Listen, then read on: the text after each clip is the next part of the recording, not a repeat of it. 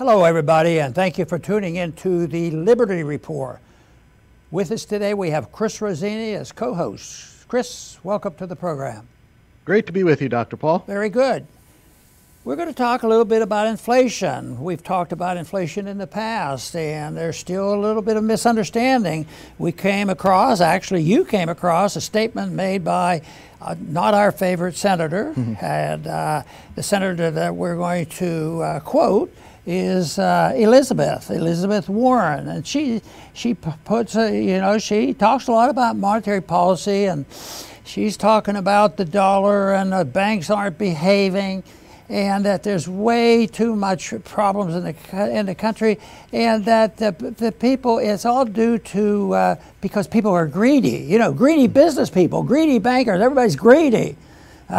Nobody's greedy in Washington, They're a different type of greed. They're greedy for power. Then they use their power to make their money. But no, that's the preference they have. But she's been complaining about that, so we will be talking a little bit more about that. But the one thing, the subject she brought up, and I know we've mentioned this once before, because one of the symbols, a bad symbol of what goes on when a country destroys its currency, is they try to hide it. Wage and price controls and what they do, but before that happens, they try a market phenomenon. Well, take if you have a cereal box, just cut off 5 or 10% of the cereal, people will never notice. Well, sometimes they don't notice, but eventually they do, because the one thing is, it isn't the corporations shrinking the substance they're selling is the main problem. It's the government and the big spender and the liberals who want to print money at will and get involved with so much economic planning and welfareism and wars overseas, and that gives shrinkage of the dollar. So that is the point we emphasize, and we don't have any trouble finding information, especially the misinformation, because probably 90-some% of everybody in Washington, especially in the Congress, have been indoctrinated in our university, our government universities. We know where they're coming from. They've exposed themselves just recently, and that is a problem, that they believe these ways, and they come up with these cockamamie answers to it. And the one thing is, they do not want to look at the real cause. Of course, the real cause is spending and printing money, and we'll talk a little bit more about that. But in the meantime, I know most of our viewers are already very attuned to the problems of inflation. And most people say, well, inflation, that's when your bread costs more money, and that's why prices are going up. And that's when they use these terms, shrinkflation, as a distraction. So they distort that, but they don't want to talk about the real cause. And the real cause, of course, comes from government spending, and the Federal Reserve, accommodates by just printing the money, and the value of the dollar goes down. It's really not a whole lot more complicated than that. There are variables because, one of the biggest variables that makes it more difficult for people to invest and protect themselves is the fact that the sound money people emphasize the fact of increasing the supply of money. It's important, but it's not a simple answer as it may seem, because if you doubled the size of money in circulation, prices might double, but they might not. And everything doesn't go up together. Commodity prices don't go up the same. Welfare benefits don't go up the same. Wages don't go up the same. They're up and down, and they vary because prices are set in a different fashion. So that is one problem. So some people do benefit more than others, and I think we've made the point so often that the people who are really being taxed by the inflation tax are the middle class and the poor, because they're living, on the edge of economic harm, and their price increases for them is much more damaging than if you're very, very wealthy. The wealthy don't say, oh, I wonder how much bread's going to cost me today. So it's an unfair system. It's a political system, and it's an evil system. It's immoral to print money. It's equivalent to, having a person coming in and fudging and printing the money and becoming a counterfeiter. So that is the problem. But we work closely with Birch Gold Group because one thing that is emphasized in times like this, and it's in the news, and people are talking about a lot, and they're nervous about a skyrocketing stock market right now because everybody knows it's not going to keep skyrocketing, and people know that the government's in bankruptcy, that we have $34 trillion worth of debt, and we don't have the resources to pay for it other than printing more money. So people know this, and they're looking for things to do and take care of it. And one thing they do, excuse me, is they look for preservation of wealth, and they will look at the gold issue. That's something that I started looking at carefully even before 1971, when it was predicted that we would go bankrupt and we would not honor our dollar with gold behind the dollar for foreign holders of dollars. And that was an eye-opener for me. But it's continued. They're still doing it. They're getting away with, economic murder, so to speak. And that's why we work with Birch Gold Group, because they're involved in helping people protect against what's coming and what we're already involved in. So that means that they have information and suggestions on what to do. Now, if you'd like to get some more information, it's not complicated. What you do is you text the message at the bottom of the page, and if you say text Ron at 989898, that will take you to Birch Gold, and they will send you some material, and the material will not cost anything. Then you can be helped along in making your decisions about it. So that's not difficult. It is a bit of help, and it's a job because, like I said, it's not magic. You can't say, oh, they doubled the money supply, everything's going to double, my salary's going to go up. No, it's a little more complicated now. But eventually, everybody is equally hurt because it does spread throughout the whole economy. So once again, if you're interested in getting the free information from Birch, just text Ron at 989898. And you can get this free information to help you plan for the future in your finances. Hey, Chris, we want to do, I mentioned already that I wanted to talk about Elizabeth Warren, and you spotted this quote that she had, and she was off the track, but I think she must have gone to all the government schools because she has a government understanding of it, and she's instrumental. She must be on the financial committee because she's always talking about banking. But her suggestion now is that we should really regulate the banks, do something to quit the making so much money and get the big corporations because they're greedy. And this is the reason she's acting today. But I think she's off track. I think she is representative of so many fallacies, and she's in a place where she has political clout and has something to say. But the market's against her. It's not going to work, and eventually people will recognize it. I think they're starting to recognize the fallacy of Keynesian economics and fiat money, and they're looking for alternatives. So, Chris, I'm sure you're not putting a lot of confidence in Senator Warren to solving our problems. No, not at all, Dr. Paul. And as a consumer, I too am not crazy about shrinkflation, but I understand why it happens. You're paying the same amount for less of a product. Elizabeth Warren's, their corporations are greedy. That's just not good enough. I mean, they're all greedy at the same time.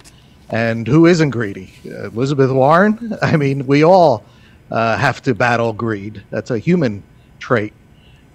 So it's a little bit more complex than that. It actually has to do with Elizabeth Warren and what she does in the government. The government spends $34 trillion more than it has. I mean, that sounds like greed to me. And the Fed ends up printing lots of dollars in order to make that happen. When you print lots of dollars, the dollars that you have lose value. It's just like anything else. If you collect baseball cards. You like them because they're the more valuable ones are the ones that there's less of. But if the company prints another trillion of them, what's going to happen to your cards? They're going to lose value. So it's the same thing with the U.S. dollar. And companies, like I said, I understand why they do what they do, because they too have rising costs. So how are they supposed to deal with it? Are they supposed to go and explain to all their customers, each and every one, it's the government did this, the Fed printed the money? They can't do that. And even if they did, the government would somehow find a reason to come after them. And many times the companies like Doritos she mentioned and Oreos, they don't even deal with the consumer directly. They deal with, all their distributors. So what are they supposed to do? The only other option they have is to adapt. They have to cut costs. And one of the ways is shrinkflation. You pay the same amount for less. So no matter what the companies choose, the politicians are going to smear them. There's no way out of it. So they have to choose what they believe is the best choice. And so they choose shrinkflation, cutting costs, and here come the politicians. Oh, you're greedy, you're greedy. It's nonsense. The politicians are the kings of greed in our society, especially in our modern government, where they, go in with nothing and come out with multi-millions being so-called public servants. So unfortunately, in this case, the companies are not to blame. It rests squarely on the overspending politicians and the counterfeiting Fed. Very good. People who observe others in their community and they're doing well and they're wealthier, to look at that and say, that's pretty good, and I want it, and I want the government to take it from me and give it to me. Now that's envy and it's use of force to redistribute wealth. But to look at them and say, I want to be like that, and I am motivated, then to work hard and save and do those things. That is, there's nothing wrong with that, and that's generally the way the world works. But so often, though, people reject the notion that you're not allowed to use force and fraud and all the things that go on. And unfortunately, that's what they do. The real greed in Washington is indirect. It's financial, but the real greed is for power.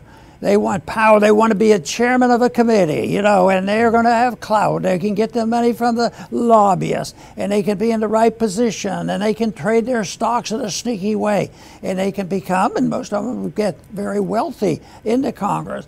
So that type of greed is wrong because they get wealthy by getting wealth transferred to them by illegal means. And that's been around for a long time. But we need to have a system which makes it more difficult. Of course, nothing will be solved unless you have a standard of morality that when the people go to Washington, they're not inclined to steal from somebody else.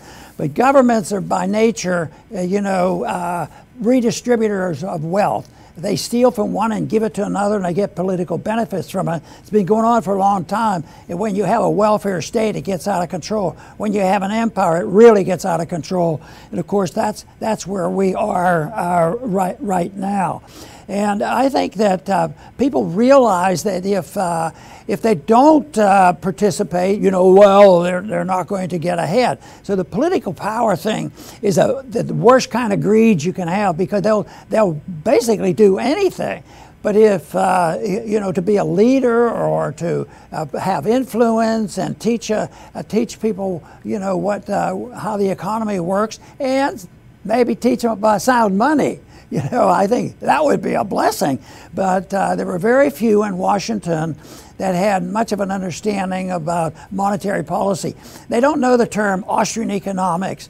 They know the term fiat money, but that to them is don't challenge fiat money. We live by that. So they don't want to hear that nonsense. They want to take care of these things. Now, a person like Warren, who's involved in a banking issue, knows there are problems, and there are plenty.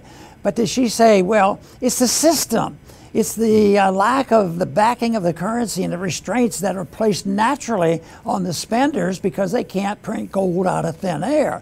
They say, what we do, yes, we do recognize, and Warren would be one, we recognize there are problems, that's why she's complaining, and there's shrinkflation out there and all. But what she wants to do is get more regulations.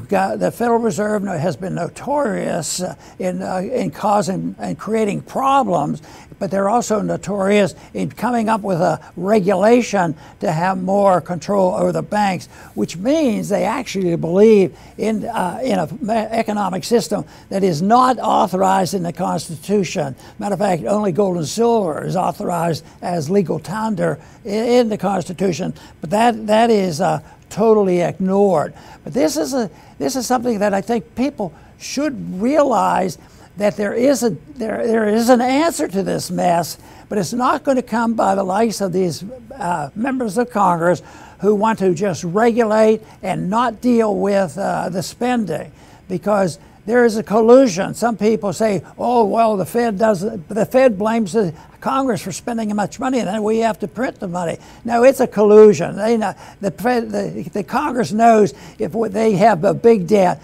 the Federal Reserve is under the gun, and they will. And a lot of the big guys are still, dependent on what the Fed does temporarily. So that is the reason they go and do that, and they do not want to hear what the real answer is, because it would be, for the politician, it would be cutting political power, and it would also mean cutting spending, cutting the welfare state, cut the intervention overseas. It would cut into the empire that we have, and we would also require that people can't go to war without declaring it. So the spending is endless. They're not open to those ideas, but they are becoming a little more open because things are deteriorating, and I truly believe that the principles of liberty can provide many answers for those problems. That's absolutely true, Dr. Paul. And, one thing I wanted to point out also is, we are not entitled as consumers to buy anything from anyone. So when you listen to Elizabeth Warren, you almost get this sense of the Doritos, I should be buying them cheaper. Well, no, there's no right to that. You have no right to Doritos or Oreos. In fact, they could close down their factories and go to the Caribbean and live, but they don't, so, and somebody might think, well, that's not fair. They have too much power. Well, it goes both ways. You also have the power never to buy any of these things, and they can't force you to. So it goes both ways. They don't have, there's no right to their product, and they don't have a right to any consumers. That's what market prices are all about, where you come voluntarily and agree on prices. You may not like what they're selling it for, but too bad. That's the way it works. They may not like how cheap you want to buy it. So everybody has the right to say no. The problem becomes when a consumer goes to the government. Go force them to sell this cheaper to me. Force them, gas is too high. Force them to sell it cheaper. That messes things up. On the other side, and we know this all too often, the corporations do the same thing. They go to government. Force them to buy our product. Force them to take this vaccine that we made. So this is where all the problems come, when the voluntary market is discarded and people run to the state to try to gain an advantage for themselves. And once this is acceptable, and in our society it is acceptable, the state will be used against you far more than it is used for you. It will be used for the people with the bucks, and that's why the lawmakers are so rich, because the people with the bucks make sure that they're taken care of. So the best of all of this is to just accept that the market is sometimes ugly, but it's much better than trying to gain advantage from the state. Very good. The efforts of Elizabeth Warren and her expression of we have to start this greed and profit. Profits are really bad. But the whole truth is a lot of people, in spite of the problems that we have out there, a lot of, we're able to manage to work hard and overcome all the obstacles. So today, to achieve economic success, sometimes it's competing with all the regulations and fiat money that the government produces. But when she talks about we have to do something about all this greed, she does not talk about the greed that I talked about a minute. The greed and the use of political power that leads to even more money for them. They don't want that touched. that is one thing. That is sacred. They're the saviors that we have. They're solving problems, so they don't want that to happen. But one thing that gets to me on these people that, we saw, especially in lockdown when government became very, very much more excessive, still is and still threatened out there, but it is the hypocrisy of it all. They talk about, the Constitution, and they even talk about sound money and all, but they're not anywhere close to what they should be really talking about, and that is a whole different monetary system where you don't have fiat money. It's this idea that you have a secret body of people that you can't audit. They can get together and decide who's going to get bailed out next week. And right now, I don't believe there's going to be many people go bankrupt in the banking industry, because I think the banks are going to be continually bailed out. And that's the fiat. They create the money. So that is what so many people like that system.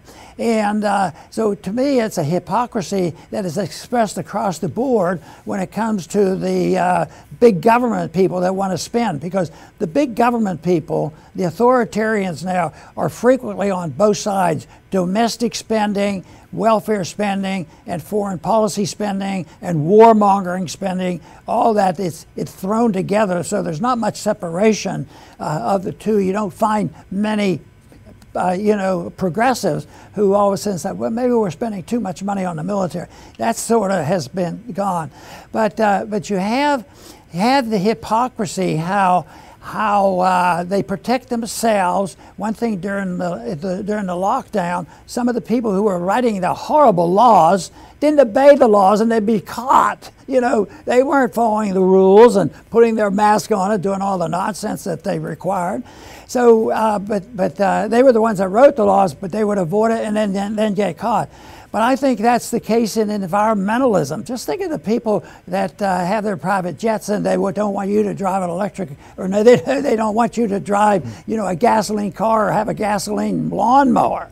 So they're such hypocrites, and I think that the whole effort should be exposed, because people don't like hypocrisy, especially when it favors one group over the other.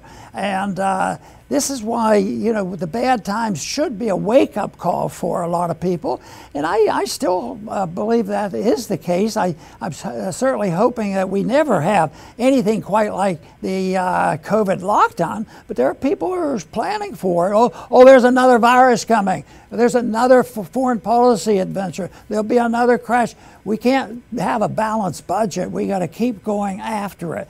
And the people that promote this most, they have a ritual that they go through, because if they want to control personal activity, they follow these DEI rules and regulations, telling people who to hire and fire and all the diversity and all this stuff. And then regulating business is the ESG group. This is so horrible, because it's all authoritarianism, and it's all by people who want to help the poor. And are we having more street people now than ever before? We sure have. But it's authoritarianism that is right now running the show in Washington, and eventually something has to happen. That's why we work hard here at trying to prevent, the principles of liberty, believing that they will be an answer, not a problem. Excellent, Dr. Paul, and you hit it on the head. It's no surprise why our economy, our country is in the shambles that it's in. We're not competitive around the world. Our government is it's so involved in every aspect of our lives, economically and even beyond economically, down to what you're even allowed to think or say. And in the economy, they have it wrapped up. I mean, if you're a company, they could come after you, the state, for if you charge too low prices. They'll accuse you of dumping. And if you charge too high of prices, they could accuse you of gouging. Well, then you think to yourself, well, I'll charge what everybody else charges. No, they could come at you with collusion. So they can come at you for any price that you sell for if they want to. Okay, so that gives them an upper hand on them telling you what you can do. So this is all throughout our whole economy, and that's why it's being choked to death. Now, there is no perfect system. We obviously advocate free markets, private property, voluntary exchange. That's not going to be perfect because there's no perfect people. So there's always going to be theft. There's always going to be fraud, always people cheating. But that's what the government is for, to punish those things. So we're not advocating something that's impossible. There is no perfect. But the free market is much, much better than a politician that could come at you for any price that you sell, tell you who to hire, how to hire, what you can advertise, tell you all this LGBT and woke stuff. I mean, it's, you know, this is Sovietism through the back door is what we ended up with here. And we really have a lot of changes to make to get back on our feet. Very good. And you mentioned the business about the information we get, and there's a bit of lying that goes on. And I think there's a lot of lying going on, and I think we've been infected with a principle of nihilism. And the people that I met so often, they did not have a conscience. They didn't have any remorse if they supported a war that went badly and millions of people died, or people suffered from the consequence of this bad policy. They don't have the remorse on that, and I think that's that is something that tells you that they become nihilistic rather than thinking that overriding even the wonderful part about our Constitution. There still is a higher natural law that people should, in a moral society, be cognizant of that, but that is not the case. But I still think the conditions are ripe for changes in the positive, because every time there's a bad thing happens or there's hypocrisy exposed, people will say enough is enough. So we have to keep moving that right along. Now, I do want to thank all our viewers for tuning in today to the Liberty Report. Please come back soon.